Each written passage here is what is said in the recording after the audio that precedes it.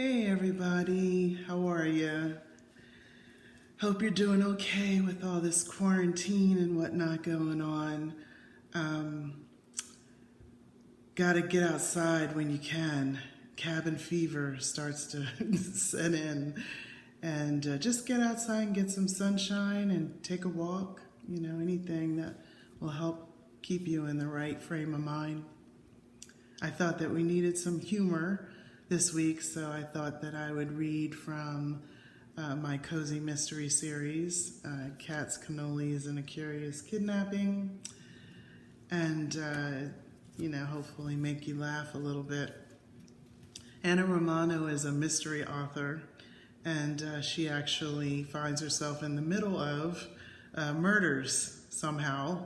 I don't think the police like her meddling too much. She has 7 cats, and in her free time, she makes these mean Italian dishes. All the recipes are in the books. And so that's what we're going to read today. So here we go. There were some very distinguishable differences between this man and her fictional book character, though. This Frederick Talling guy didn't kill his mistress. There was no mistress. And he certainly didn't appear to be a sophisticated jewel thief. He looked more like a malnourished book nerd with no fashion sense at all. Yet he must think I know something about him that could hurt him in some way. He wants me to stay silent for a reason, right? I have to find this man and notify the police of the name I found in the article. Or maybe I should go to the police first, since this guy is obviously a bit off his rocker. I rushed out of the library with a new sense of purpose and pulled out of the parking lot headed for the police station. While driving, I couldn't help but wonder if that handsome older officer who gave me his card would be working on my break-in case. I think his name was Solace, John Solace. What a great name, similar to Bond, James Bond.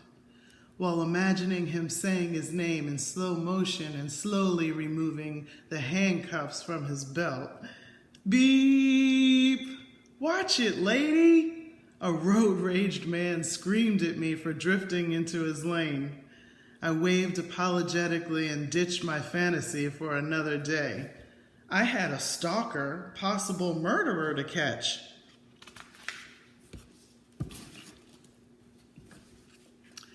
Traffic was a nightmare late in the evening, everyone rushing home to either the loneliness of an empty apartment or a spouse and kids that made them crazy and miserable. To avoid the chaos, I decided to take the back roads to the police station. I was singing along to my favorite Elton John song when I realized I was approaching a 4-way stop intersection and prepared to brake.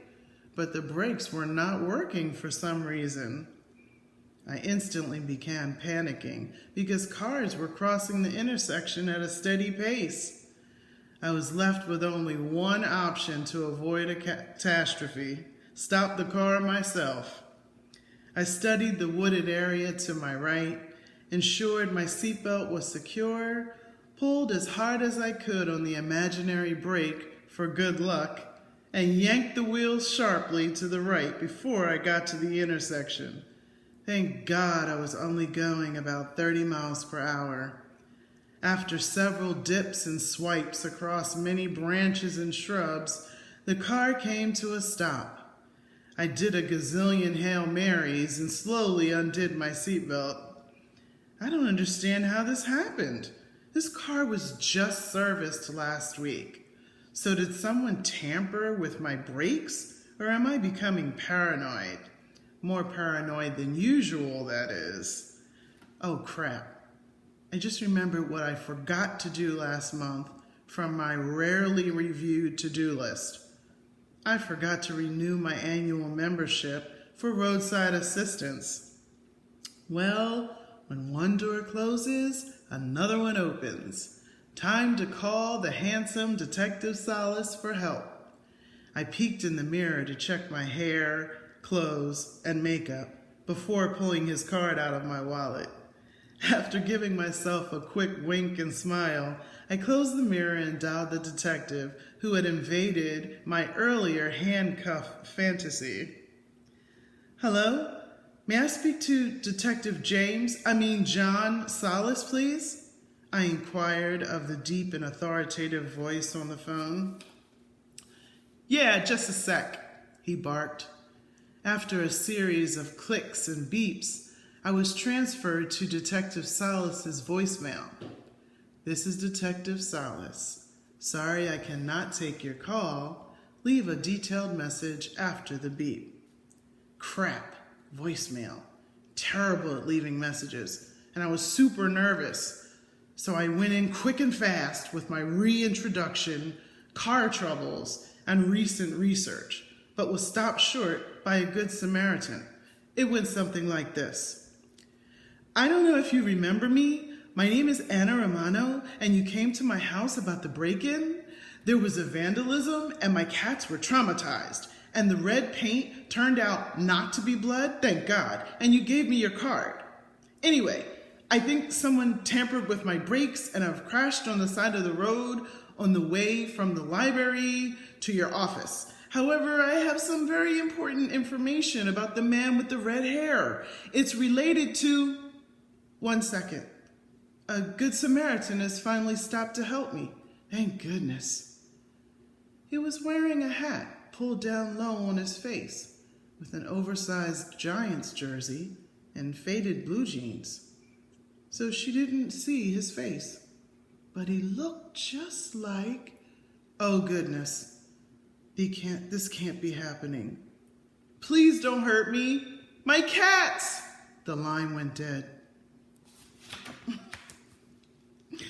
That's it. I hope you enjoyed Anna Romano for today, and I want you all to please practice social distancing and stay home if you can.